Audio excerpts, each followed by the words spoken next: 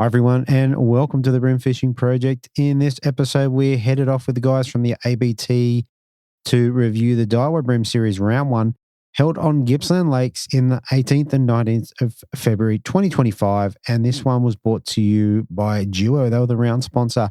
And I'm still frothing about them bringing back the bivvy. So well done to those guys. You made my day. I caught some bream on them in Gippsland Lake and in the Georges River last weekend as soon as I got them. So, or last week as it was. Anyway, this is a great episode. We've got 5 interviews to run through, and I've also got a little bit of congratulations. So what I'm going to do is roll the intros and get straight into it. Here we go.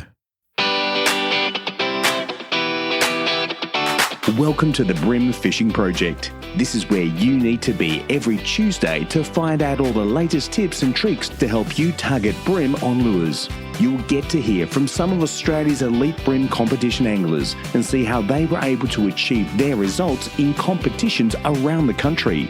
Now, here's your host, the 2019 Hobie Kayak Fishing World Champion, Andrew Deeth.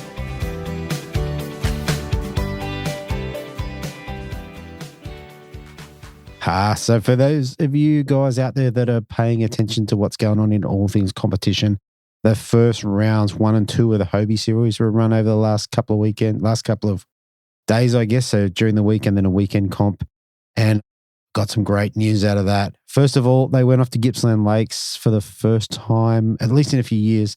And by all accounts, that was a great move and they had a really good time down there.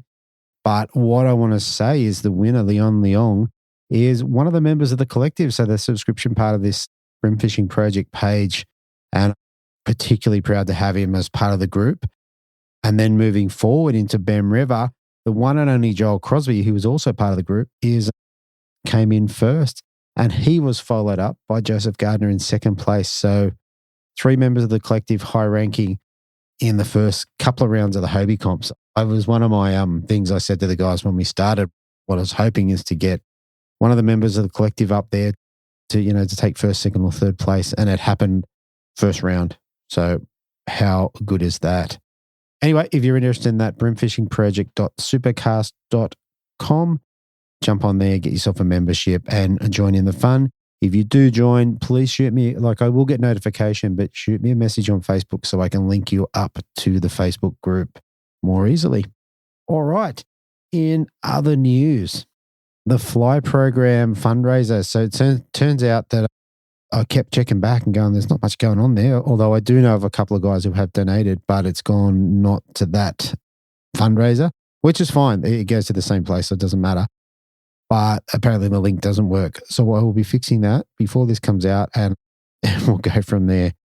So yeah, look, if you're interested in donating just a little bit to help a few guys to get down there to participate in the Fly Program and get a handle on their, I guess, mental health and give them the tools to push through the tough times and jump on a little bit, a lot, anything's appreciated. Yeah, so we definitely appreciate that. All right, and last thing before we get into the angler interviews, so the Bream Fishing Project tournament shirts are back. The original design, as it turns out, they've already been offered to the collective and also the people who emailed. So there's kind of 2 groups of people there who will get first dibs at those. But by the time this comes out, whatever is left is up for grabs. They're $50 a shirt plus $12 postage. So best way for you to do that is shoot me a message on Facebook or Instagram, a DM, and we'll sort that out. Anyway, the Bream Fishing Project shirts, the one with the inappropriately positioned microphone. So what I thought was going to be a bit of a disaster turned out to be really good. Everyone seems to like them. And aside from that, aside from the print, the actual shirts are a very, very cool shirt. The way they're put together, the way they keep the sun off, they're just comfortable and nice, super stretchy. Anyway, if you're interested in that, you're going to have to shoot me a message. I may put a post up depending on if time permits. All right, so let's not waste any more time. Let's get straight into it. Here is the first angler interview. All right, so first up in third position in the non-boaters, we have an angler dropping 3 fish for 3.094, backing it up on the Wednesday, I think it was, for 3 fish for 3.362, giving me a total of 6 for 6.456 and third place. I'd like to welcome back to the Bream Fishing Project, Nathan Booth. Welcome, mate. Hi, DC. How you going? Thank you.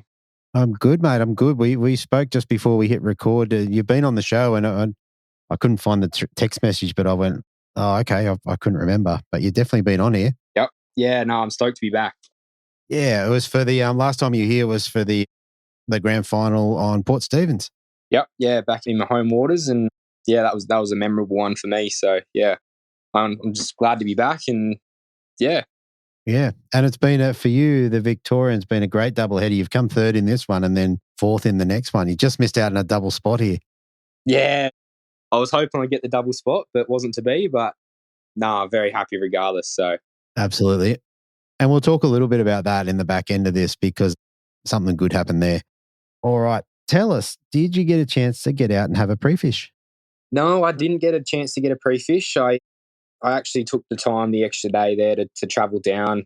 It's about roughly a 10-hour drive from my place. So I took my missus down with me and we ended up just staying at a place and spent that extra day just exploring around Bombala of all places and had a on there instead. So no, it was good. So we had the whole week. I had 4 days of fishing, so I didn't really feel I needed any more. So no, I was happy to just take that extra time to just relax. Yeah, very good. All right. So we spoke before and you got paired up with Rob Warren for day one. What did you tie on? What do you have ready to go? So he told me we were going to be fishing shallow, reefy sort of areas. He said he smashed them on pre-fish and we just went out to this little reefy point in between the Tambo and the Nicholson, I think it was. Little point and had a big, like, real shallow reefs, like fishing nothing more than probably 0.8 meters. Yeah. And just tied on the Jackal Chubby in brown suji in the deep and just started with that. And yeah, the results came really quickly. Right. We had an early bite. I filled my bag within the first hour, I would imagine. I think my second fish was like a 38.5 fork. So I was very happy with that. Wow. I think Rob was using like jerk minnow style crankbaits. I think it was like the Atomic mid runner jerk baits. And I think he only got one fish on that. So he was struggling a little bit with those ones. So I was using the chubby as a little bit of a variation and just found those results straight away with that one. So I was pretty happy to get on the board straight away. Yeah, and what sort of water depth? You said you're on a reef, but was it deep or shallow? Or how'd that look? It was very shallow. Most of the time, the lure was in 0.5 meters of water to 0.3 meters of water. Like if you were getting your lure snagged, you weren't getting it back. We weren't getting up there. It was really, really shallow. Right. Okay. So how did that go? Did you leave a donate for you to the fishing gods? I think I got lucky. I only lost maybe one or two at that spot. Maybe one, I think. The deep bib was actually really good. I was working it really, really slow and just bumping them on those bottoms. And every time you sort of feel it foul up a little bit, you just give it a second just to pause it and let it float back up and you're fine. It was actually really good. I feel like if I was running a shallow, I think I would have lost a fair few more. The run in the deep, I didn't really have any issues. Yeah. All right. You got a few fish there. Did you fill your bag there and how'd that look? Yeah, I did fill my bag there. I filled it very early. I think I had that big one, another 33, and then a smaller one, which would have been maybe 31 or something like that. Not too bad a fish, so I was just happy to fill the bag there. And then the bites stopped. So we fished this. It was only a really small area, and then the bite sort of stopped. I think I missed one or two fish. I couldn't really tell whether they were any of size. A couple of bites, and then it went really quiet. So we made a move from there, and didn't really see another fish for another couple of hours. Really. Yeah. Okay. We made a move to another spot near the Mitchell River. Okay. I think it was first or second cast. I actually got an upgrade as soon as we got there, which on the Jackal Chubby again, got another bite, and I think that was a 36 fork. Yeah. Okay. So decent fish because I mean your bag overall was a kilo of fish on average. So yeah, they're all pretty decent. Yeah, I came into the tournament with the goal to try and get 3 kilos a day, and I was very happy that I managed to fill that the first day. So yeah, going from there, the bite stopped again. I got that one fish. I think Rob got one more fish straight after I got that fish. And then the bite stopped again. Didn't see another fish for another hour. I fished this whole bank. It looked really good, had all this timber and everything in it, and just didn't see any more fish. It was just those two fish straight away. And then the rest of that drift, not even a touch. Yeah, right. And then we made a move back to that reef. So we let that reef sit for a little bit, which was the ultimate plan because Rob smashed the fish on this reef that we started at later in the day on pre-fish. So we ended up going back to that reef and just sat on it, sat in the one spot in about, I think the boat was sitting at about 0.9 meters deep. And we just kept casting. And then half an hour later, we had a flurry of fish come through and I managed to get another, I think it was a 34 centimeter fish, so another half decent upgrade. Yeah. And yeah, just kept catching fish, but a lot of the fish were around that 31 to 33 sort of centimetre mark. So it was just grinding away trying to find those upgrader fish that were in amongst them. Yeah. Yeah, very fortunate that I made those bigger bites stick because there wasn't a lot of bigger bites that whole day. So yeah, it was good. Yeah, I mean, if you're fishing a shallow reef, the tides were, and I know it can be funky in these places, but your tides were low at 9:30 and then high at just on 1 o'clock, more or less. Yeah. So I wonder if as that tide started to turn and come in, I wonder if that's when they moved through there, and that's when you got your flurry. Yeah, I think it was definitely something to do with the tide change. We found the actual levels of the water were hot. I think it was pretty high in the morning. It's, as you said, it's a really weird place with the tides, but the actual height, I'm pretty certain there was where we were catching the fish is not, he said it was normally, it's usually like out of the water or you couldn't even get a lure in there. It's that shallow. Okay. But we're actually in the morning where I was catching the better fish had a little bit more water on it than normal. And then we came back later in the day and it actually had gotten shallower, which was completely opposite to what the tide charts were saying. It's a really funky place. Yeah. All right. Was that the wrap up of your day or was there anything else to be had after that? Yeah, that was pretty much the day. Just catching, caught a lot of fish. I reckon I caught about 15 fish for the day. So which on a normal day's fishing, that's a good day. And I made the bigger bites stick. Didn't have fish that I could say, that would have won me the tournament or lost any fish halfway to the boat or at the boat or anything like that. It was one of those days where the right bite sort of stuck, and that's that's the cards that I got dealt. And it was, yeah. So I was very happy, very proud of my performance that day. Yeah, very good. All right, so you ended up with 3.094, so let's say 3.1. Where were you overnight? I think I was fifth overnight. Fifth. Okay. I was up there and not very far from the top. Yeah, very good. All right. Tell us about Sunday. Who'd you get paired up with and how's your day? Oh, Wednesday as it was. Wednesday, that day too, I was paired with Jace Mayberry again, who I was with Jace Mayberry when I come third in the grand final at Port Stephens as well. So I was back on his boat, absolutely gun angler. I was very happy when I got drawn with him because I really enjoyed being on his boat the last time. And so on his boat again, I was very happy with that. In the morning, Jace, he had a plan. There was a few other spots that he wanted to try out that he hadn't really fished much, but he was pretty confident that he would be able to get a bag because he just wanted to start off, get a bag, whether it's small fish, big fish, anything, a bag. We'll just start with a bag and go from there. And I think we started fishing at probably 7:35 in the morning, roughly, where I think we launched at the Nicholson. So it's about a 20-minute run in the 5 knot zone from Nicholson to the mouth. It's all 5 knots. So it took us about 20, 25 minutes just to get out till we can actually start going faster and making our way to the spot. Got over to our spot and we actually found this little flat, really shallow flat had some reefy, rubbly sort of stuff in there that there was a gentleman in waders. So it was only, again, half a meter deep, but he was there with waders and he was actually catching spider crabs. We had a chat to him and he's like, yeah, we're catching spider crabs here. So he's there lifting rocks up and stirring all this sediment and sand up and all these rocks, and there was bream all over it. Like Right. both of us, we bagged out before 8 o'clock. So we started fishing at about 20 to 8, and we bagged out straight away. Right. It was awesome. It was insane. Like Jay said, he's never seen this fish like this ever down here. So it was really cool. They weren't big fish. They were, again, that low 30s average, like lots of high 20s, low 30s sort of fish.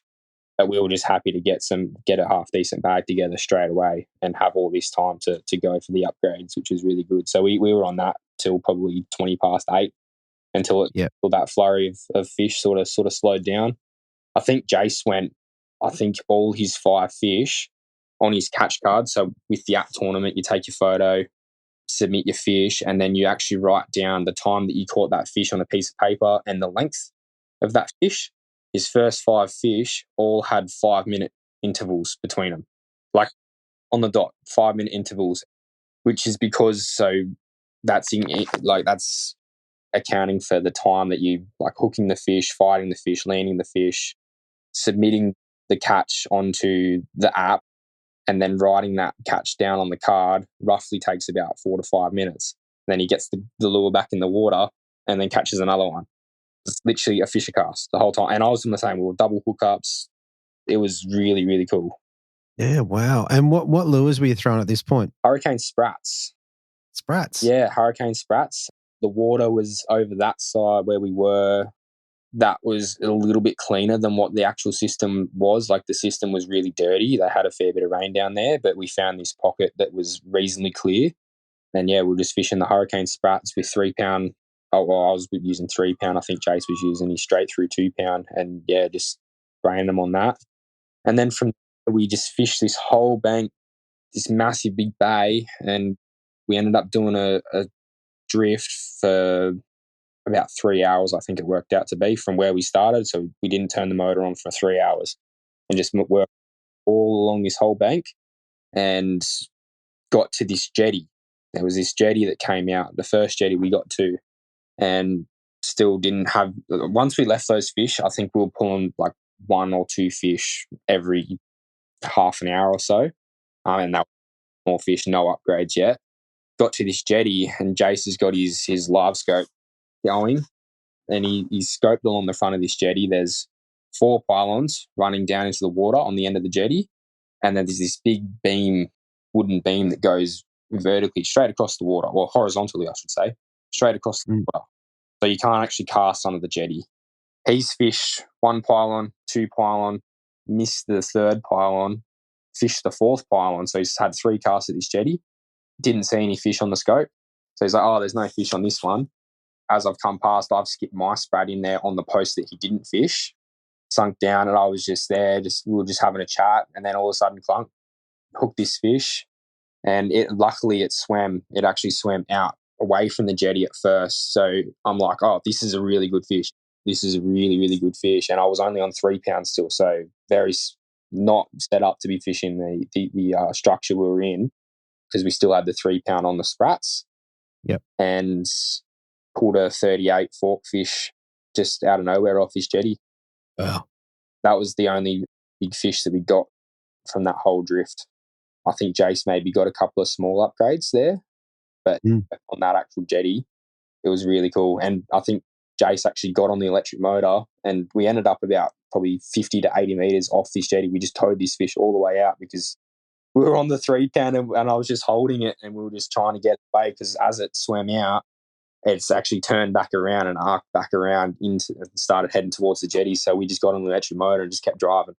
Just kept going out into the open water. So that was really memorable. That was awesome. Yeah, that is awesome. And so you got 3 pound with a sprat on. What sort of weight of jig head and what sort of style of jig head do you have in it? I had the 1/20th jig head with the sprat. I think it was the sprat 75 in machete colour, which is a little bit like more of a light green, like a lime green sort of colour. 1/20th hidden weight jig head just gives it that real slow sort of flutter down. It was a little bit windy where we were. We were sort of protected from the wind, but once we got around, moved further in the bay, we started getting affected by that wind. So I was just trying to, as fishing at the back of the boat, trying to get the most advantage I can. I was fishing that it's a little bit heavier. Yeah. Just to Yeah. let me sink it down a little bit quicker. I felt a little bit more comfortable doing that. Yeah. And while you're doing this, how was Jace on his, we know he loves his 2 pound. How was he going? Yeah, it was good. It was a fun session. There was a few more jetties, and there was one that had a few boats on it, and he skipped this sprat. He should not have gotten these fish out of there. I think he pulled 2 or 3 fish, just in places where you would normally get dusted on 10 to 12 pound sort of stuff. And he managed to, this one fish, he had a rope, he had 2 pylons, he had a boat there that he could have busted himself on, but no, just decided to swim out, somehow managed to get it out there. He didn't know what way he wanted to go, and then somehow got it out. It wasn't a big fish. It was like a 32 or a 33, but still, they still go hard at that size. And yeah, it was so funny watching. You could see this fish clear as day, trying to make his mind up on what way he wanted to go. And ultimately, he missed the pylon by a couple of centimetres. Wow. Literally a 20 centimetre bream would have dusted you in that. Yep. And that is. I'm going to say the light lines, whether it's 2 or 3 pound, it does surprise me how much you can lead a fish to. Like if you just lightly pull on him, sometimes they just come. They just follow and they just go, oh, whatever. If you pull them really hard, they go nuts. Yeah. I think that it's definitely one of those things. The harder you go, the harder they go on you. So the harder they pull back. So that was cool to see. That was awesome. Definitely had the nerves going because we didn't really want to be hooking any more giants under there. Obviously we would love to hook some giants, but didn't fancy our chances getting them out of there.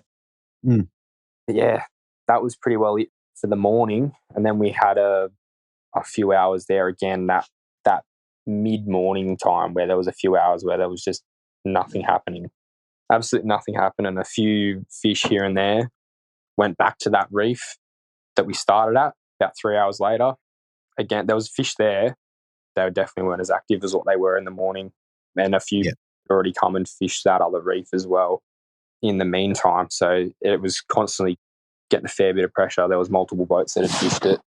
And I think we got 2 or 3 fish off it when we came back, but they weren't big fish. Yeah, okay. And then for the last couple of hours, we made the run back to the mouth of the Nicholson, and there's this stretch here where Jace was confident that if we fish it enough, we can pull some more fish. It's a big stretch, again, big flat that's less than 0.8 deep, so it's not very deep.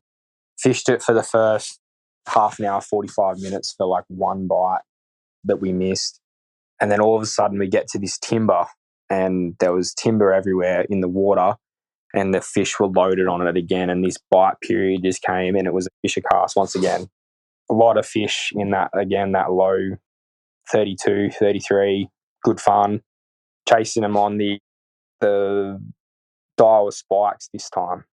The spikes really were the gun this spot. We started out with the jackal chubbies, and they weren't really doing very well because most of this territory was more black sort of territory, so you're really jerking it, pausing it, and we're getting those bites on the pause. And it was a fisher cast. You couldn't miss them.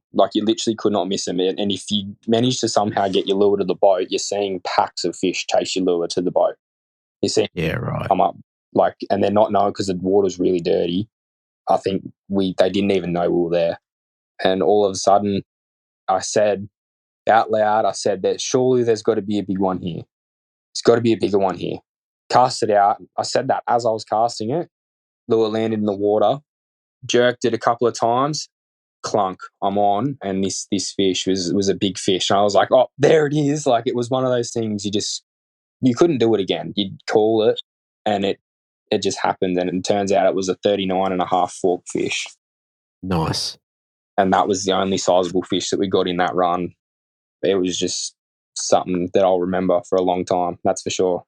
Yeah, very nice. And while you were fishing these, went across to the divers and even the jackals, what sort of leader were you running? I was running 5 pound for those ones.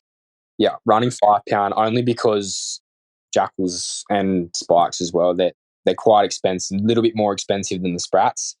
And I just wanted to I didn't have a lot of stocks of them. Actually, the night day before, so at the end of day one, I made the run to, I think it's Barnsdale, to the BCF in there and grabbed the last Jackal Chubby in the deep colour, in the brown Suji that they had on the wall, grabbed the last one of those and about 4 Daiwa spikes. Grabbed those, and I'm glad I did, because I wouldn't have caught any of the fish that I did there, all the fish at Cooter, because I didn't have many left.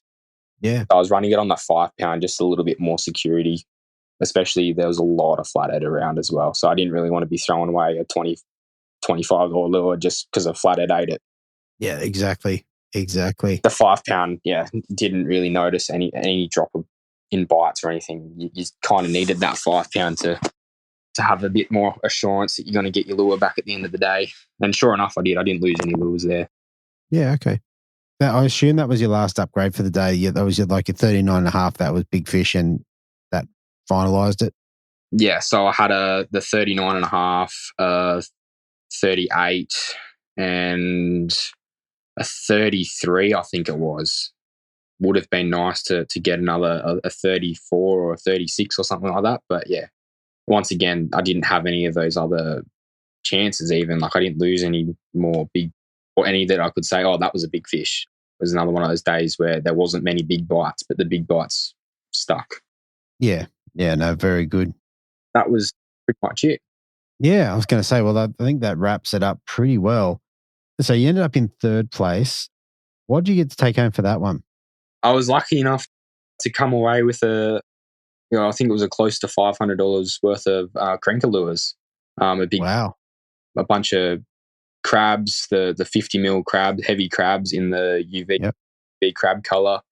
I got 4 of the large upgraded crabs. I think they're the 65 mil crabs, which I was actually happy I got those because I don't normally buy those, but they would be a good thing to have for when I do fill a bag as a non-boater and just fish with a crab all day in those areas like Hawkesbury River and even up at the Clarence and stuff like that as well. So I'm stoked to have a few of those, because it's not something that I would normally go and buy. I would normally just get the 50 mil ones. So I was pretty happy with those. Bunch of cranks, a few different cranks in a few different colours, which I use socially all the time. I love the cranker cranks, and a few of the jerk baits as well, the cranker minnows, and a few vibes.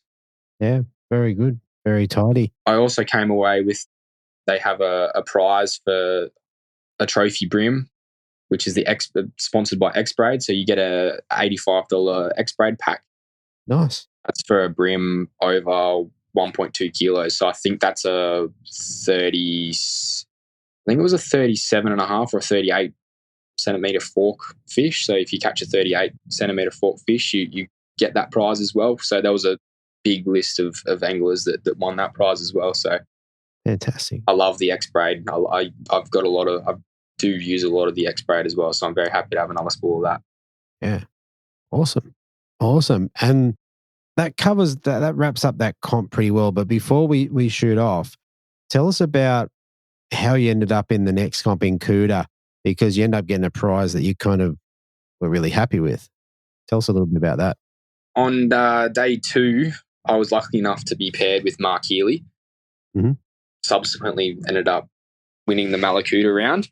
So I was with him on day 2, and I got a really, really good bag, and I was sitting in 3rd most of the afternoon, pretty well up until about 2:30, 3 o'clock. And we were under the assumption that I had just got a 3rd again, which pretty good. Throughout the day, I actually quizzed Mark about the Shimano Anasta rods that he had on the deck, because I was actually really interested in getting one. And he said, yeah, I love them. I absolutely love them. And he actually ended up using that to win the tournament. And 4th prize happened to be the Shimano RTS rod that I actually wanted. So when I was sitting there in 3rd place, I said I really wouldn't be bummed if I got bumped back down to 4th, because I actually do want that Shimano rod. And sure enough, presentation came around, and I got the Shimano Anasta rod. God, sorry, I can't even say the name properly. And it is a really, really nice rod. So I'm very happy with that. So I got a mix of cranker lures and RTS rod. RTS rod, how good is that? Yeah, very good, mate. All right, mate. So look, last thing before we shoot off, is there anyone you want to give a shout out to or say thank you to? First of all, thank you to ABT, Steve and Nicole. Once again, you make that week really, really awesome. So very, very well organised. Really couldn't do this without you guys. So thank you very much to ABT and Steve and Nicole for running this amazing tournament that we're fortunate to have.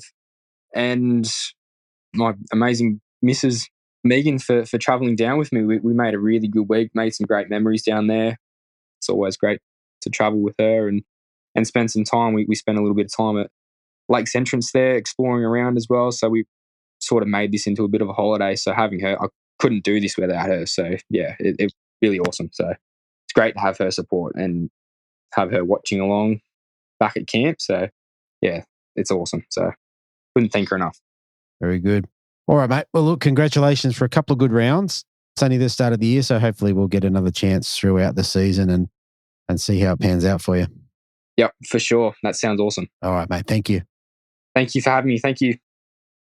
All right. So up next in second place, we have an angler dropping 3 fish for 3.069 on day one, backing it up on day two with 3 fish for 3.804, giving him a total of 6 fish for 6.873.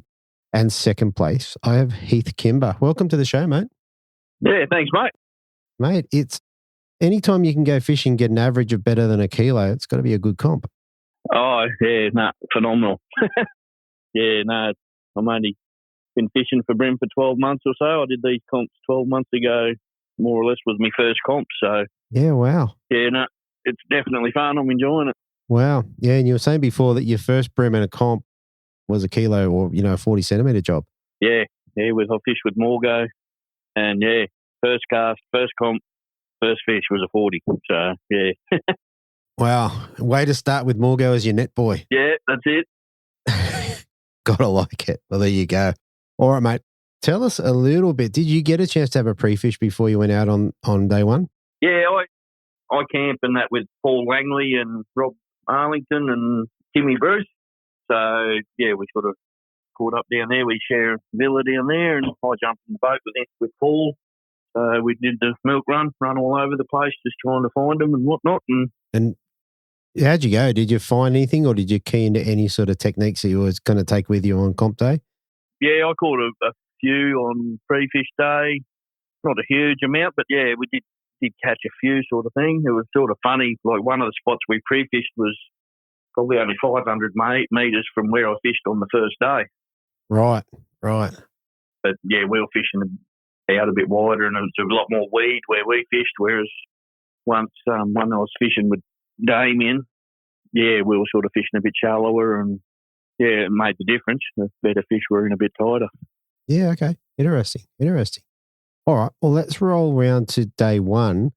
Tell us, who did you get paired up with, and tell us a bit about how your day went. I fished with Damien McGlynn. Oh, yeah.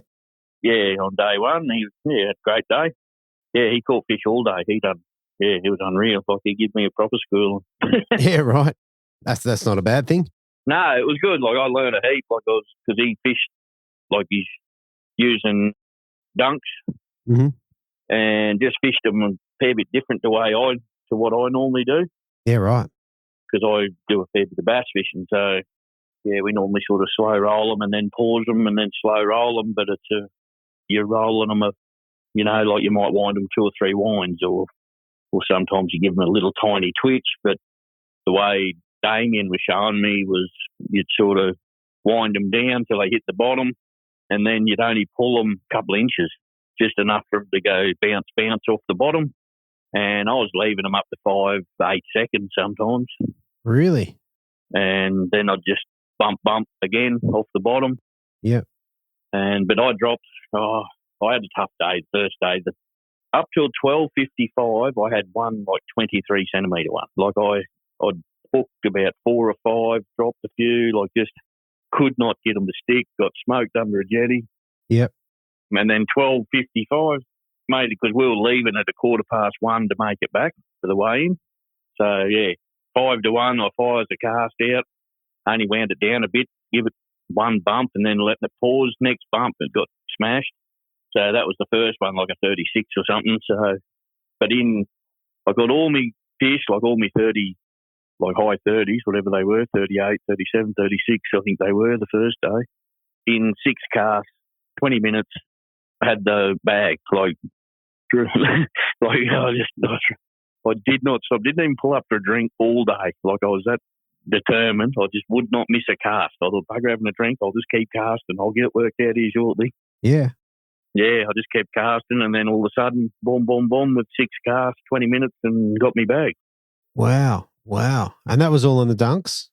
Yeah, mate, yeah, OSB dunks. Yep. OSB dunks. Okay, and pretty much the same sort of techniques, just bouncing into the bottom and fish it, I guess, really slow. Very slow, yep. Yeah, wow. Yeah. Wow. Yeah, like, I was going to say, it's amazing how a day can turn around. Like at 12:55, you got one fish, you're like, this is not going well. Nah, it was a very tough day, I can tell you. Like, mentally, you start doubting everything you're doing. You're thinking, like, wondering if you're loving what you're doing, like, because you're not getting bites. So then you start doing things that you shouldn't do, and you just, it does work pretty hard on you. Definitely. And you said you got done a couple of times. What sort of lines and leaders were you running? I use Miller XLFCs or Samurais. That's what I've used pretty much for most of the rods I was using on the Bream. I use, what have I got on there? I think I got J-Braid Expedition in P08 because I use it for the bass and Bream sort of thing. Yeah, so plenty. Yeah, had plenty of braid. Look visible. I find it's real good. Like I used to use FC Rock, but I've gone to the Invisible, and it is just unreal leader. Okay, I'm not familiar with that one. Yeah, it's brilliant. Love it. Okay, and in what pound, what strength? 6 pound I was using. Okay, yeah, so, you know. Yeah, so because the water did have a little bit of colour to it, and I just, I know the Bream thing is, you go lighter and all that, but fishing for bass and that, like, I find if you go slower, you don't have to go as light. Yeah, okay. That's my personal thing. The more I slow down, I think it doesn't, because a fish sitting there looking at a lure isn't going to be focused on a bit of line in front of it that you can barely see any air. Like, they're going to be focused on the main object, not, this is what my personal opinion sort of thing. So, yeah, for someone to say that the 0.05 of a millimetre difference between 4 and 5 pound, or I just struggle to see how it could make that big of a difference myself, but I haven't fished enough with the Bream to probably know, I suppose. But yeah, and look, this is the ongoing debate. We're talking about from 2 pound up to, I've got guys fishing 17 pound, and it's just a constant debate of what's the right thing to do. But mate, if 6 pound works for you, I reckon run with that. Yeah, well, that's what I sort of use most of the time. Sort of, I've got pretty big hands and that, and if I try to tie 4 pound, I snap it like cotton. Well, there you go. There you go. Yeah, 6 works all right. I can pull a fair FG with that, and no, it's not going to break. So, 100%. All right. Look, at the end of the day, with Damien, you end up coming back with 3.069. Do you remember where you were overnight? I think I was in the 10. Yeah, okay. I think I was there somewhere. Like I was only just in the 10, or I can't remember exactly. No. Yeah, okay. Oh well, doesn't matter. I was in the 10. I'm pretty sure I was in the top 10, but I'm not positive where. Like, yeah, okay, but still up there, still obviously close enough to make a difference. Yeah, I was just, if I could be at the pointy end, like with 50 or 60 boaters and whatever, like if you can be in the top 15 or so is a good achievement. But I sort of, I really just want to fish and get better at it. So the prizes and that are a bonus. Like, it's just good to be up there and catching fish and learning heaps. And Damien was brilliant. Like, he persevered with me, and no, he was a great help. So he was real good to fish with. Awesome. All right, moving on to day 2. So, who'd you get paired up with day 2? And tell us a bit about how that was, and was it different to sort of day 1? You obviously got a bit bigger fish. Yeah, so I fished with Scotty Cicluna, and then we went to Hollands. So Damien and I fished in another bay near Painesville there, and but on day 2 we went to Hollands. So we drove right around. So it took us, I don't know, however long to get over there, an hour or so. Mm-hmm. put in there. We went to a bank, and Scotty said he'd got them there on pre-fish and got them there the day before, sort of thing. So, yeah, we just started fishing down this bank, and we ended up fishing about, I reckon, 300 or 400 metres of bank, and that's where we fished. We just went down it, come back around, went down it, probably 3 times. It was a little bit windy, so we were just pulling up sort of close enough to where you were casting just short of where the real rough snags and whatever were, putting the pole down and just casting and fishing an area for 15, 20, whatever, and then we'd just drift down another 10 metres, pole down again, and then cast, like, fish that area pretty hard for a bit, because the fish seemed to be just cruising through. So it's sort of, if you sat in one spot, they sort of kept coming past. Okay. Yeah, so it wasn't as if they were sitting on a snag. They were actually sort of cruising up and down that bank a bit, was what sort of Scotty worked out. And yeah, okay. So he was able to sit still. That's pretty cool. And look, I looked at Scotty's bag and your bag, and both your day 2 bags were better than day 1. So obviously it came together just a little bit. Yeah, I caught probably 15, 20 fish on the second day. I had a whale of a time. You didn't leave it till 12:30 or whatever, 12:55? No, I definitely didn't torture myself that much. I had my bag in an hour or so, I reckon. Yeah, such a relief, hey? Oh, it was unreal. I was just rapt to get a bag, because that's all I ever want, just get a bag. Like, that's the objective when I'm fishing for bass or bream or anything, really. So, yeah, definitely. And look, on day 1, you were sort of rolling the dunks close to the bottom and long pauses, I guess, and short movements. Was it the same on Sunday? Yeah, pretty much. That's what I started with, and it seemed to work pretty quick. We're probably a little bit shallower, a bit more structure in that about, but it seemed to be the ticket. And because Scotty was working it a bit quicker, and I was getting I caught a few more fish to start with. But then once he slowed it down a bit more, and then he started getting a few too. So but no, it was same thing. Yeah, but colours, I used probably 3 or 4 different colours too. It didn't make much difference. What sort of colours? Are they shiny or greens or naturals or? Well, varied, because I use P23 is my favourite. Like, it's just, that's tasty shad, I think it is. Yeah. I use it all the time. I love it. Yeah, okay. Then Grinning, it's H23. It's a P23 is a bit more of a shiny with a little strip of chartreuse sort of down the middle of it. Bit of a real bait fishy looking one. Grinning's a matte sort of bait fish pattern with a cloudy bib, whereas the other one's got a clear bib, but it's shinier. And then I went to C28, which is the shrimp sort of pattern. Yeah, okay. The little bit darker, translucenty sort of pattern. Yeah. C28, I think it is. Yeah, that's right. Yeah, it's a browny sort of colour with some, I guess, some lines on the side. Yeah. And then I had another one. I think it was just the ghost minnow or whatever it is, another fishy sort of pattern. But and it sort of, it was very similar technique, bringing it back. So, but there was a couple I got just doing a dead slow roll, like not pausing it much. Okay. Just to mix it up sometimes, I'd fire it in there and then just wind it to the bottom and then just wind it slow enough that you could feel it digging in, but you were barely turning the handle, like, because they suspend. They stay on the bottom and you just keep just bouncing it dead slow in the bottom, and I got a few. Yeah, wow. But so long as it was on the bottom and slow was the thing. Yeah. How was, they are a suspending lure, but did they suspend or was there much float in them at all? I never really tried them. I know, because they definitely suspend in the fresh. Yeah, okay. Yeah, I only had to keep enough, like, movement in them. Yeah, they didn't seem to lift much. Okay. Yeah, that probably answers the question.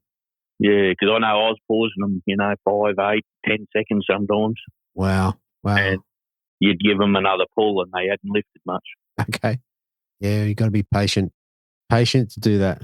Oh, yeah, I love it. I've been doing it with the bass a fair bit too, but fishing school fish with jerk bait, but putting sticky weights on them to sink them to get them down to 15 and 18 foot. Yep. And same thing, but you leave them sit there for 10, 15 seconds sometimes. Yeah. Just to torment them until they get aggro. Yeah, and Like, what's your? Oh, you're down in Tassie at the moment, aren't you? Just new to Tassie, or? Yeah, only moved down here in September. Okay, and prior to that, I'm trying to work out what your local sort of fishing is. Like, you're just chasing bass all the time, or is it bream as well? No, I was mainly bass. I started bass fishing 4 years ago, 5 years ago, because I had work, had a transport company, and worked way too much and didn't have any fun. So I seen the light and went fishing, and I done a charter with Matt Langford actually. Oh, cool. And Langer sort of told me about the comps and that, and I thought that'd be pretty cool because I don't mind a little bit of competition sort of thing. And then I ended up entering the Clarence River as a nonny. It was only like 6 or 8 weeks later. Yeah, right. And that was the first one I did. So, very cool. But yeah, I'm sort of between Tara and Condamine, so my closest dam's Bundoomba. Mm-hmm. But yeah, like the bream comps it worked out. They have 2 bass rounds in Victoria, the ABT. Mm. So I went down and did the 2 bass rounds and then the 2 bream rounds of the next week. So I thought, I'll make it. Perfect. Yeah, I did the 2 bass ones and then did the 2 bream ones last year, and yeah, it was great. So yeah, fantastic. Yeah. Fantastic.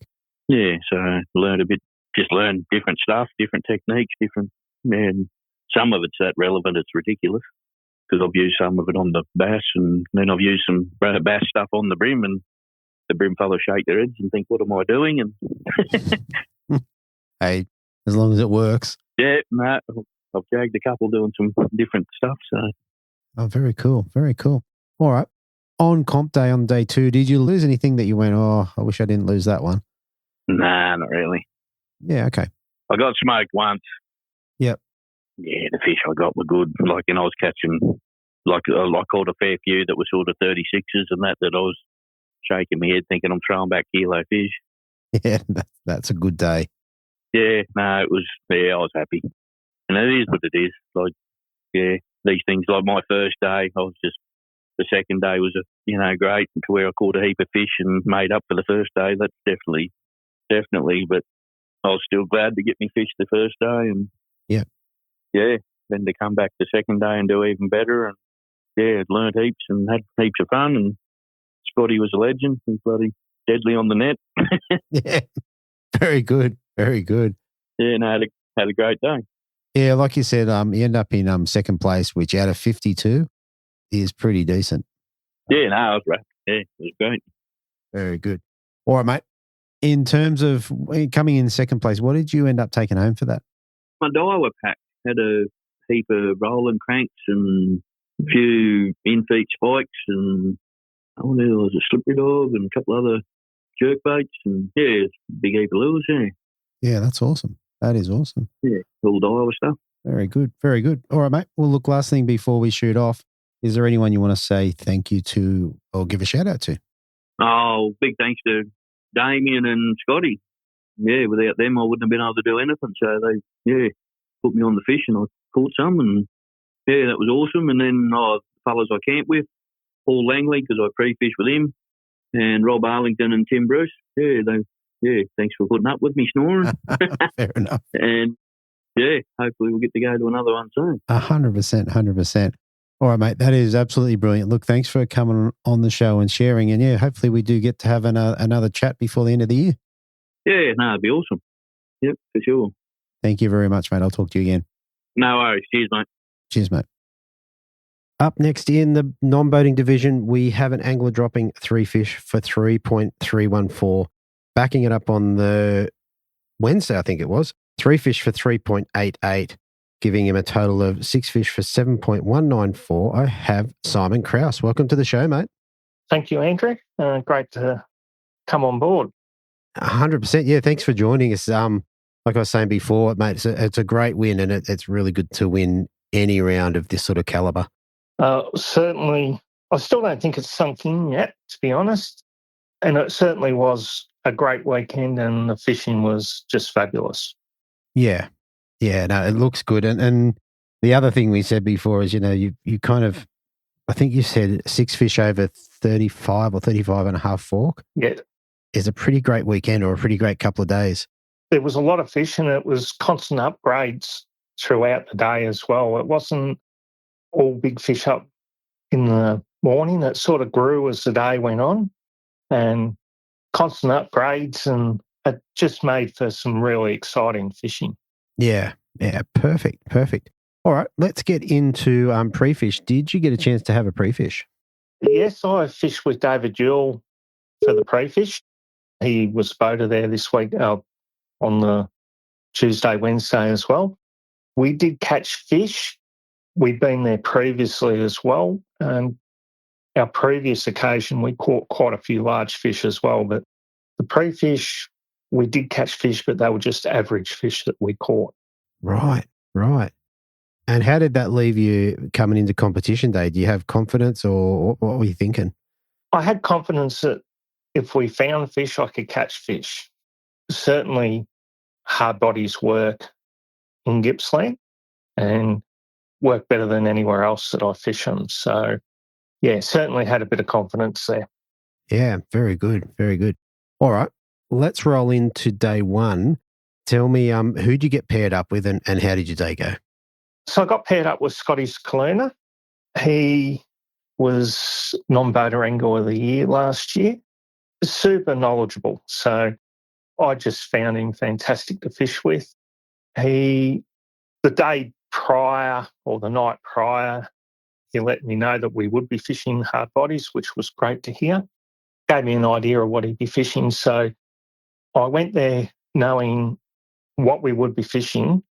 So I didn't lose any time trying to work out what he was using and how I was going to go about it. So that was a great confidence starter.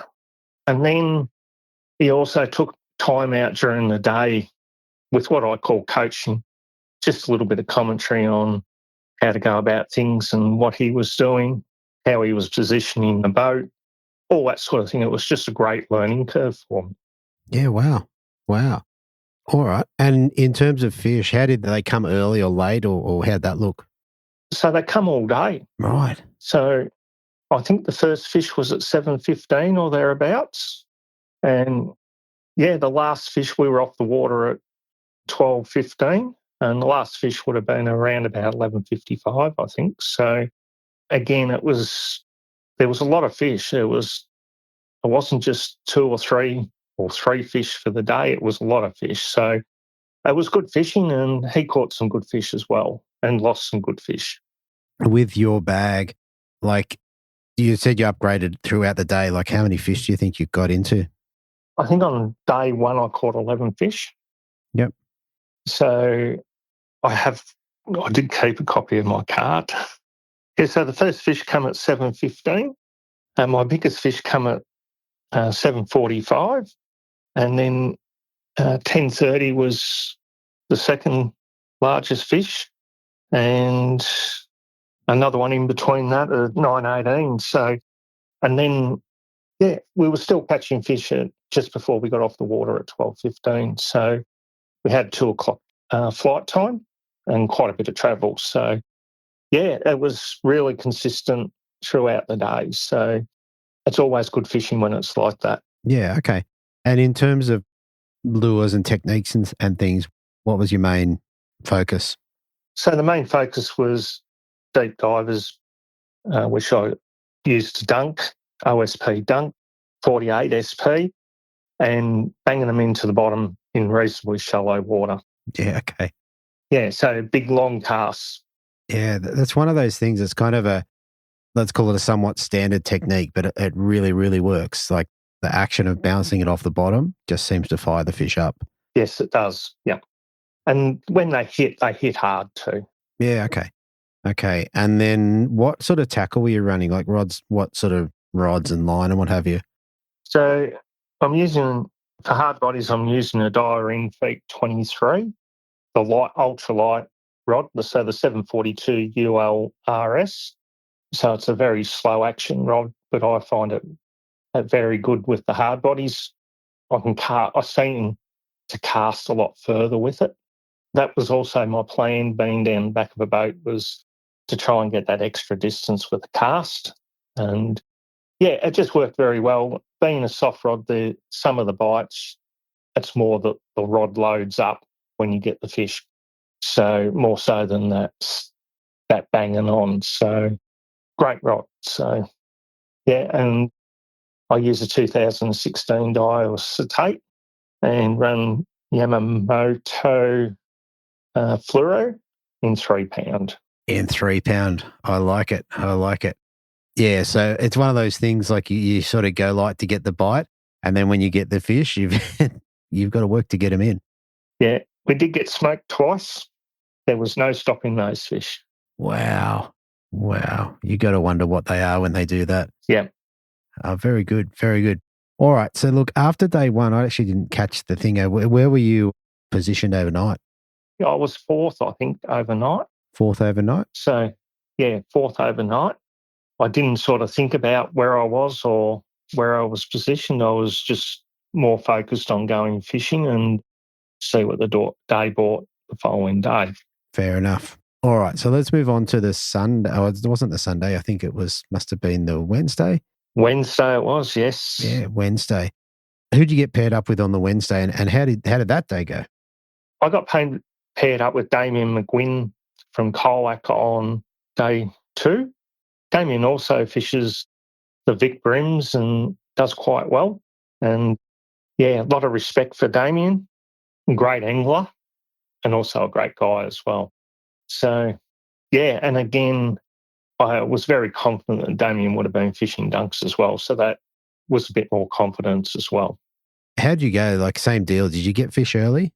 Yeah, certainly on day 2, not quite as early, but I'm just having a look now. Yeah, so day 2, the first fish come at 7:22. Okay, so still pretty decent. Yeah, and it was a 375 fish. Okay, nice. Yeah, which was the thumping fish. And almost 20 minutes apart, each fish. And sort of 375, 320, 355, 330, 340, 350, 360, 385, 410. And that in itself was just amazing. And there was a few small ones come after that, but just incredible fishing. I was going to ask, how did you find it? Like, if you fishing shallow water and banging into the bottom, did you find that you were getting most of your fish on the end of the cast, like as it first hit the water, or were they following it for a while? I would say most of the fish picked it up within the first 4 to 5 feet of the retrieve. There were a couple of fish that come out slightly deeper when I cast out, took advantage of being able to cast out rather than stand there. And the biggest fish was actually out in the deeper water as well. But even in the deeper water, the big long casts, and within that first 3 to 4 twitches, that's when you got the hits. Yeah. On the day or over the weekend, did you I think you lost a couple on day 1. How about day 2? Did you lose any fish? No, never lost a fish on day 2. Never lost a lure on day 2. Oh, very good. I fished the same dunk from 7 o'clock in the morning to 1:30 in the afternoon and changed quite a few trebles. But, yeah, that one lure won't ever see water again, I don't think. Fair enough. It's good to keep the champion lure. Oh, yes. And that's very battle-scarred, I can tell you. That's fantastic. Well, look, all in all, it was enough to bring you back with a better bag of 3.88 and just over 7 kilos for your 6 fish, which was pretty awesome. It's certainly the biggest bag I've ever caught, yes. Nice. When did you know that you'd won it? Did you see it on the app, or when did you think, I've got this? I was still logging on the way back to Bairnsdale, and I sort of worked out because we had a late flight time on day 2, so we didn't get back to 3 o'clock. And I think we got back about 2:40, 2:45. And I knew the guys that were behind me had already checked in. So it was around about then that I sort of thought, geez, I might actually have done all right here. Yes, absolutely. Absolutely. It's a good feeling when you finally go, yes, I've done it. Yeah. I don't think it really sunk in until I got that trophy in my hand, to be honest. Yeah, it'll certainly have pride and place on the mantelpiece for quite some time. Absolutely. All right. Look, that's an excellent account of the fishing. Now, for coming first as a non-boater, what did you get to take home, apart from the trophy? So there was 2 Daiwa packs. So Daiwa lures and plastics and jig heads and 2 spools of fluorocarbon, which will certainly come in handy. Nice. Very good. All right, mate. Look, last thing before we shoot off, is there anyone or anyone that you want to give a shout out to or say thank you to? Yeah, there's a couple of people actually. Firstly, I've got to say thank you to my wife, Cheryl. She puts up with my obsession with bream fishing and so forth. So I'm very lucky there. David Jewell and Tony Kerwin, who I travel and stay with. Terrific guys. And lastly, to Adam from fishing.com. Adam shipped a rod down, so I had a rod to fish with on the day. Yeah, just you can ring him at any time. He always answers. And yeah, just fantastic information and certainly provides a great service. So, and then obviously to Nicole and Steve and the ABT crew for the comp that they run. Very well organised. And to you as well, Andrew, because I've learned a lot off your podcast. So, thank you. What I liked about your interview was you're able to say, yep, you went down there and threw dunks on 3 pounds straight through, which is one of the things I like a lot. So it's good to hear you share that back with the crew. So very good. All right, mate, we're going to leave it there. Congratulations. And hopefully we get to have a chat with you again before the end of the season. Thank you. And I certainly hope I can chat again. Very good. Thanks, mate. Okay, so next up in second place, we have an angler dropping 5 fish for 5.298, backing it up on the Sunday with 5 fish for 206, giving a total of 10 out of 10 for 10.504. With me, I have Damien McGlynn. Welcome to the show, mate. Yeah, thanks, Andrew. Nice to speak with you. 100%, mate. Mate, a nice result there in Gippy to come second is a great achievement. Yeah, no, it was. It was an improvement on last year. I think I finished 12th or something last year. Yeah, so a great improvement. It's certainly my best ABT result, for sure. Very good. Mate, we were talking just before we hit record, and you spent a bit of time down there leading up to it, having a bit of a pre-fish? Yeah, I did. We went there on a family vacation, which we do every year, sort of leading up to the pre-fish ban, but it was probably a month out, so it's a little bit later this year. We spent a lot of time in right throughout the system, which was like an aquarium for the most part. And then with the photos of the rain that I was getting get sent down, the place had turned upside down to a certain degree. Definitely. These weather events have a massive, they make these systems hard when you go from super clear to muddy and, difficult. Yeah, certainly. Some of my go-to areas would turn chocolate brown, and then some of the other areas I sort of thought held up really well considering the rain. Not understanding the exact catchment sizes and where they come back into it was helpful to talk to some other guys that understood that a little bit better. Yeah, fair enough. All right, let's roll around to comp day. Tell us about day one. Like, how'd you go about getting them? Day one, we started in the Painesville area, and I hit up some structure early, which produced, some nice fish. And then we sort of hit up some open, flat sort of areas later in the day, which continued to produce some sort of quality fish as well as numbers. We probably caught close to 40 fish on the first day. Right, okay. And in terms of getting your bag, where'd your first fish come from, like that you put in the well? The margins of Lake King. So I know it's a pretty vast area, but some rocky sort of structure in Lake King where I could find some cleaner water. Right. Okay. How were you targeting them? Look, I could see them on Garmin LiveScope and could actually cast in the general vicinity of them. A lot of them would shy away from the lure for some reason, but others would connect for sure. Wow. Yeah. Wow. In terms of techniques, is there any lures or what were you sort of using? Yeah, look, I both days I threw the Daiwa spikes and the Daiwa Tasnami and the Daiwa double clutch, the 48mm double clutch. And it was just a twitch, bang it into the bottom, pause, and they'd crunch it. All right. So moving on, once you moved out of, I think you said Lake King. I missed that. Yeah, the Lake King. That's right. Yeah. Where'd you head off to there from there? Yeah, I just stayed within that vicinity probably. I probably rotated around 3 different spots, which was probably 2 kilometres apart, but it still had that clarity to the water, whereas I'd found some of the areas that I'd pre-fished were quite dirty. So I tried to avoid those areas altogether and just spend the majority of the time in those cleaner pockets of water as it would. Wow. In terms of lines and leaders and that sort of stuff, like what were you running for the... Yeah, so I use like the Sunline Expedition braid in 8 pound. And I've run one of the multicolours and the orange as well, bright orange as well. And then just a 4 and 5 pound FC Rock fluorocarbon leaders, which I'd use like maybe 6 metres as far as the leader would go. Yeah, so I'd get a decent amount of time in the water with the lure before the fish would see the line. Sure. That's a decent leader. And in terms of non-boaters, who'd you have on the boat? Yeah, look, I had Heath Kimber on day one. Both non-boaters were ripping fellas. And then I had Simon Krause who on day 2 who ended up winning as the non-boater as well. Yeah, wow. Very good. All right. So look, on day 1, you ended up with 5.298. Where'd that have you overnight? Do you remember? I think that was either 4th or 5th overnight. Okay. So right up there. Yeah. Yeah. So it was all in to lose, I suppose, at that point, wasn't it? Yeah, fair enough. You said this was your best result at ABT.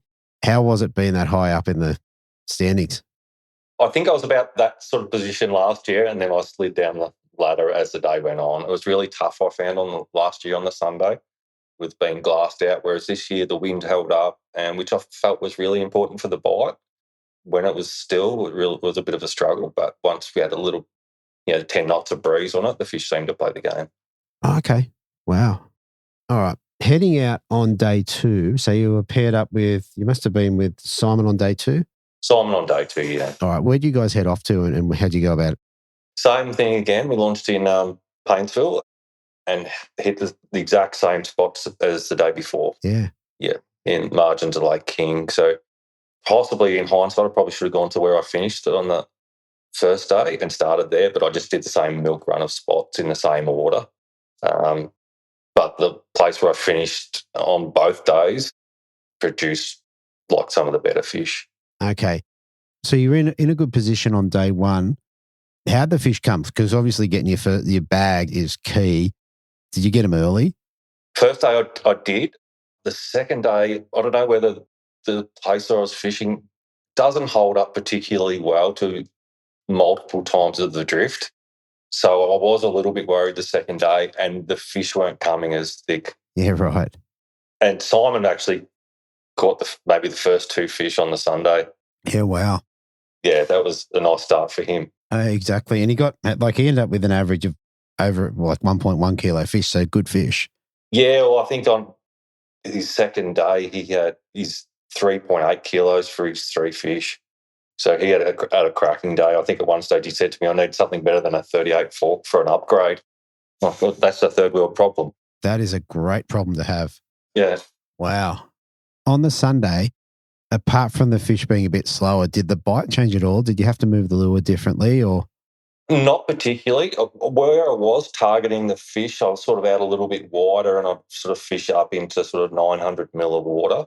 Whereas on the Sunday, particularly later as the breeze got up, I'd sort of try and target the edges that were getting hit by the wind, and I'd go right up into 6 inches of water. And some of the big fish were right up in that. Really? Yeah. Wow. And so if you're using the spikes and the Sasnamis and all that sorts of things, you're banging it into the bottom. What was the structure? Was there weed there or was it just mud? Yeah, there was small patches of weed and rock. And just given with the water clarity, you could just make out the gaps between them. Yeah, right. So where I found some other spots, it was a little bit dirtier. It was really a battle to find the patches of sand between the weed and the rock. So, okay. Yeah, so that water clarity I found was like a huge, huge issue. Yeah. Okay, so you were kind of chasing the cleaner water. Yeah. In general. Do you think that was because that was where the fish were or was just because you could manage it better? I think I could manage it better. There was another spot I had sort of near Raymond Island where I'd fished last year and it predominantly had some good fish there on the pre-fish, but it stirred up and the water clarity changed a bit overnight after pre-fish to the first day. And I went back there and it was a real battle to see the sand patches between the weed patches. The fish were still in there. I could still see them occasionally, but I couldn't get a cast accurately enough and knowing that it was in the right spot. Yeah, okay. The other thing that was on my mind is if you're running the forward-facing sonar from Garmin, I think, how do you find the fish behaviour watching that? Like, are they skittish or how was that? No, they just move through in packs, I found. You could get them a little bit skittish at times, but from using it for quite a while now, the fish can nearly run into the front of the boat before they take off. Really? Yeah, they nearly That's insane. hit the sonar before they take off. Yeah. Wow, that's insane. As long as you keep them quiet, I don't think it's much of a drama for them. I don't think they could feel it or, yeah. Yeah, I was going to say the one thing that's come out of the active target forward facing or whatever you've got, yeah, we're definitely seeing fish react to lures and things like that, different to what we might have expected. Oh, and I love it as a time saver in particular. If I can't see fish on there, I'll move. Yeah, okay. Because I've got enough trust in it now to know that if they're not there, they're not there. So there's no point fishing to fish that aren't there. Wow. That is very cool. So the last thing before we move off the fishing, did you lose any fish over the weekend that you went, oh, that's the one? There was a fish late, and I looked at one stage and I knew how far I was behind Beardy, and there was a fish I had the hooks in solid, felt like the sting had gone out of the fight, and a couple of yards from the boat, the lures sailed back past my head. So it was disappointing, but look, if I was going to lose to somebody, Beardy's a ripping bloke, so couldn't have picked a better guy to lose to. Fair enough. And in terms of yourself, when you lose a fish like that, what's your response to that? Oh, there's a little bit of quietness, a fair bit of disappointment, but in hindsight, I was wrapped with where I was at, so you couldn't be too disappointed. Oh, it's a great result. These ones are hard to even rank, hard to get top 10 in now, let alone rank. So yeah, no, I was wrapped, so not disappointed at all. Yeah, very good, very good. All right, I reckon that's a pretty good rundown. For the actually, one thing I didn't cover off is there any particular rods that you were liking, reels that you were liking for the comp? Yeah, look, I use the Loomis TSR 862s, and they got the recoil guides on them. They're a 7'2" rod.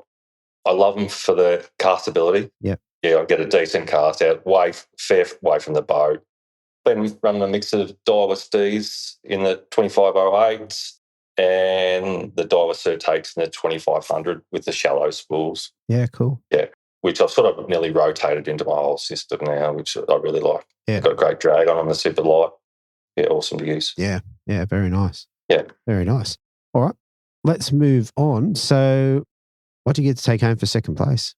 Yeah, I think it was 2,100, the first place prize, and I was lucky enough to collect the first Mercury bonus as well, which was another 250. Yeah, nice. Nice way to start the double header. Yeah, it was. So I thought, that's paid for my week away, so it was awesome. That is great. All right, mate, last thing before we shoot off, is there anyone or any organisation you'd like to give a shout out to or say thank you to? Look, to the guys I travelled with, yeah, we had a ripping week, and to the ABT, they always put on a very professional comp. So, yeah, and I've had an awesome week away, so it was great. Awesome. All right, mate. Well, look, congratulations on that. And, yeah, hopefully we get to have a chat with you later in the season. Good on you. Thanks, Andrew. Thank you. Cheers, mate. Okay, so up next in first place, we have an angler dropping 5 fish for 6.077, backing it up on the Wednesday with 5 fish for 5.010. Giving him a total weight of 11.087 and first place. I've got with me Daryl Baird. Welcome to the show, mate. Thanks, Andrew. Mate, we're just saying that's a nice little win there, and especially first round of the season. Oh, it was fantastic for me, mate. Yeah, it was just fantastic. I didn't think I had that sort of fish there, but I did. Yeah, and how far up were you? A decent win. Yeah. I've crossed out the total weight for the next guy, so I can't tell. All right, listen, tell us a bit about pre-fishing. Did you get a chance to get out there and have a look around? Yeah, we got up there the night before, up to Meetung. We were staying at Meetung overnight. Decided to put in at Meetung and have a look around Meetung. And then we went across, well, just sort of did as many places as I could do, fishing flats and this and all that sort of thing, doing different things to see if I could find any pattern anywhere and any decent, sort of find some better fish, basically. Yeah, okay. And how'd you go? Like, did you work out any techniques or anything you wanted to zero in on? Yeah, well, we sort of didn't find anything on the flats up that way, but other people did. But, didn't find too much on the piers or anything either with the crabs. And so we sort of worked our way down towards Hollands and, found a few fish down there. Very good. So leading into day one, tell us a bit about your day and who was on the back of your boat. Lance Marsh was on the back of me boat the first day, and we were fishing on a little area that I fish fairly regularly and done a ride-off, and it sort of nothing much was happening and it didn't look quite right, so we sort of went up around the corner a bit and, Lance got a couple of 35 forkers, I think it was, and that sort of kept me a little bit encouraged, and then, I got a few small fish, and then we sort of got to the certain stage and, the big fish just come one after the other. I'd sort of get one and sort of do all the bookwork on him and that, and, get another one in another couple of casts. It was fantastic while it lasted. Yeah, right. So what were you doing to target them? So are you in the shallows or in the deep, or what did that look like? We were at about 2 foot of water, just under about 2 foot of water, and just hard bodies slowly along the bottom. Okay, that's right. So, an MR77, MR55, I think they were spikes. Yeah, that's right. And I can't remember, I think I watched Morgo's interview. Do you remember what colour it is? Natural ghost shad, I think. Right. Very good. So if you're in 2 foot of water, I assume they're banging into the bottom as you're retrieving them? Yep. Yeah, banging into the bottom and that sort of stuff. Yeah. Yeah, nice. Sort of leaving a little trail behind them as a general rule. Yeah. And did you find that once you got into it, do they just keep coming steadily all day, or did you have spits and spurts? They were a little bit slow for a start off, as I said. Well, I think we did one run along the bank and Lance got a 35 forker. So, went and did a bit more. And I think he got another one about the same. And then they just sort of switched on at a certain stage. And then by the time we sort of, it was getting time to go back, they'd sort of eased up a bit. And I thought, I might have cleaned the bank out, to be quite honest. I didn't know. But, when we got back next morning, they were a bit slow again for a start off. And then they sort of come on again. So, yeah, okay. Yeah, and then they were still going reasonably well when we left that day. Yeah, right. And what was your big fish for the day? Do you remember? About 40 fork. Wow. But I think I had 239s as well. Yeah, no, that's very, very good. How'd they fight? Like, do they give you a run for your money, or do they? Oh, yeah. They give you a fair old run for your money, that size. Yeah, no, they were very good fish, sort of thing. Yeah. Nice. All right. And then, so if you're running the Daiwa, what sort of lead did you have tied on? 4 pound vanish. Okay. Definitely not crazy heavy. Nah. For the sort of country I was in, it's probably a little bit on the light side, but I've been getting away with it, so I thought I'd keep playing the game. 100%. And do you get roasted at all? Do you give a few away? Only in the last half hour of the last day, I lost a really good fish, but that was the only one really. Some days you just have everything go right for you, and other days it just doesn't go well. And those 2 days pretty much went right for me. Yeah. I think sometimes to win a comp, you do have to have it all go right. You need to put them all in the well. Yeah. Oh, that's it.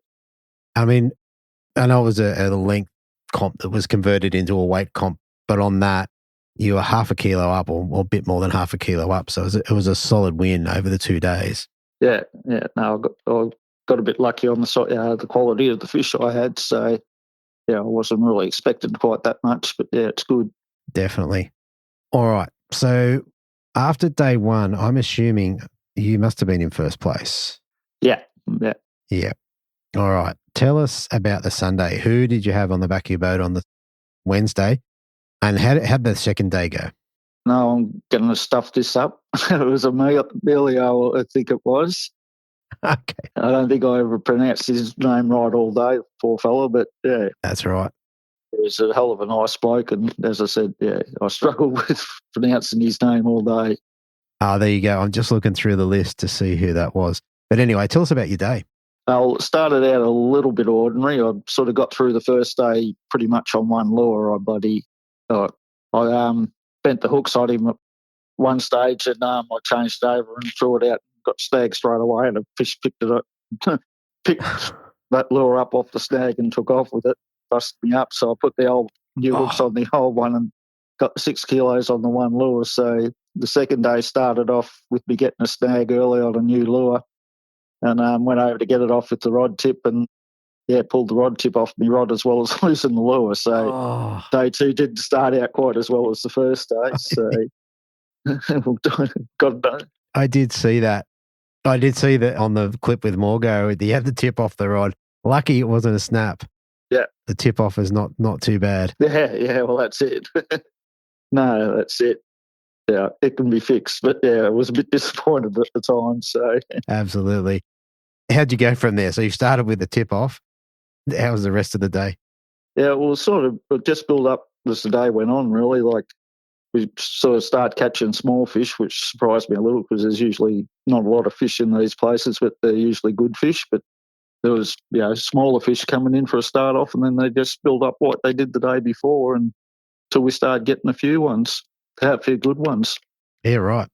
Was it the same sort of pattern as day 1 in terms of did the fish bite the same, or was there any sort of difference between the 2 days?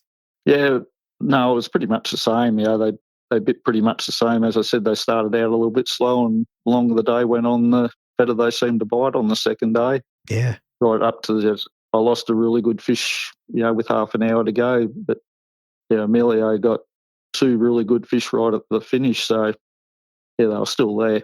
Yeah, okay. All right. So it seems to me that it was pretty much the same sort of technique, shallow waters, bang it into the bottom, and then when you hook them, hold on. Yeah, that's pretty much it. Very good. And over the 2 days, did you basically just use those couple of spikes? Yeah, used all that one colour anyway. One colour and one, that MR55, I think it was, in the one colour. I did about 3 or 4 lures on the second day, but I was fortunate I had a couple of them, but I'm sure there's a couple of other colours that would work just as well too. Yeah, I think so. I think when I spoke to Simon Krause, who won the non-boaters, his colour choice in the dunk was not dissimilar to yours in the Daiwa. Yeah, dunks are good lures too, so. They definitely are. All right. Last thing before we shoot off the fishing, we've got 4 pound leader on. What sort of rod and reel were you running? This Daiwa 2500, I think, reel. I'm not sure what it was. And Samurai reaction rod, 2 to 4 kilo. Yep. On the first day when the tip come off, I think I had a Shimano, or 2000 Shimano reel on with 10-year-old GLX. Loomis. G Loomis, yeah. Nice. So you had to go old school. Yeah. Fair enough. All right. There's a few of those still kicking around in the competition circuit. So there you go. Yeah. No, they're good rods. No, very good. Very good. All right, mate. I reckon that's a great rundown. Tell us, for coming first in the ABT, what did you get to take home? 4,200, which was very, very nice, and a nice little trophy. Absolutely. Yeah, it's a great start to the season. It sort of kicks off the season and a lot of your bills are paid. So no, it was fantastic. So way to start the season, and I finished up coming 13th up at Malakuta too, which I was quite happy with because I don't fish Malakuta that well as a general rule. So yeah, that's good. That's good. It was interesting fishing out of Malakuta as well. That was a different setup to normal. Yeah. All right, mate. Fantastic. So listen, one more thing before we head off. Is there anyone you want to give a shout out to or say thank you to? Yeah, I'd like to thank my wife, Heather, for making me do all these competitions and that, and encourage me and being good to me and all the rest of it. Jay and Kyan for putting up with me and fishing with me a fair bit. Yep. ABT, Steve and Nicole for putting on the comps and that, because you just learn so much from them. Up at Malakuta, I learnt from me non-boaters how to fish grubs and vibes, which I don't fish very well. So, you just learn so much from the comps. And Matt and Karen at Stratford Marine for helping me out with me Honda and me CJ boat. and the boys at Man Bad Outdoors for telling me where I might need to look and what I might need when I get there. So they all helped me out a bit. Fantastic. All right, mate. Well, listen, congratulations on the win. And, mate, hopefully we get to have a chance to have a chat with you later on. All right. Thanks, Andrew. Thanks, mate. All right. So there you have it. The Gippsland Lakes, another cracking event. Next week, we are going to jump into the Malakuta round of the ABT Bream Series. So jump over to Steve Morgan's YouTube page. So type in Steve Morgan if you don't know it. Have a look at his highlights from day 2, in particular, just his use of the Hummingbird Mega Live, I think it's called, was just exceptional. And that'll give you some context to what we were talking about in next week's show. So I've already recorded the interviews, all bar our winner, Mark Healy. So aside from that, they're all recorded. That's going to be a cracking show. So definitely something to look forward to. All right. If you're also looking to get into a bit of yoga, Jamie, my daughter, she has a Sacred Soul studio in Caringbah. Starting yesterday, as it'll be, starting Monday, they're doing a 40-day challenge. The thing about this is you don't have to live in the Shire to do this, because each week they'll put up a number of videos that you can play along at home and do a bit of yoga. So 40-day challenge is basically what it sounds like. You're going to do 40 days of yoga in a row. She puts up a couple of different programs, so you can do like a 20-minute session, a 30-minute, and a 45 or whatever it's going to be. I actually don't know. But definitely, if that's something you're interested to, I think it's a very small subscription. Jump over to sacredsoulyoga.com.au and have a look at that. Maybe get you signed up. I'll be doing it. It's one of those things I really need, that constant commitment to keep me going at the moment. So yeah, I'll be in that. I'll be starting coming Monday and trying to hit every day. I found that last time I did it, when I missed a day, it kind of messed up my mindset and I really struggled to get back into it. Anyway, sacredsoulyoga.com.au. If you're in the Shire, get into the studio. Shoot me a message. I definitely need to get down there. So when I'm not doing interviews, I'm happy to come down and come and do a couple of classes, especially if there's anyone there that might be a bit shy, and happy to come down and do some yoga. How about that? Okay, I reckon that's enough for this one. Thank you so much for listening. I hope you enjoyed it. Please shoot me a message if you've got any questions, thoughts, or ideas. Otherwise, thanks for listening, and we will talk to you next week on the Bream Fishing Project. Thanks for listening. Hopefully you were informed, inspired, and entertained. If you were able to learn something or just enjoyed listening, please consider subscribing and rate us on your favourite podcasting platform.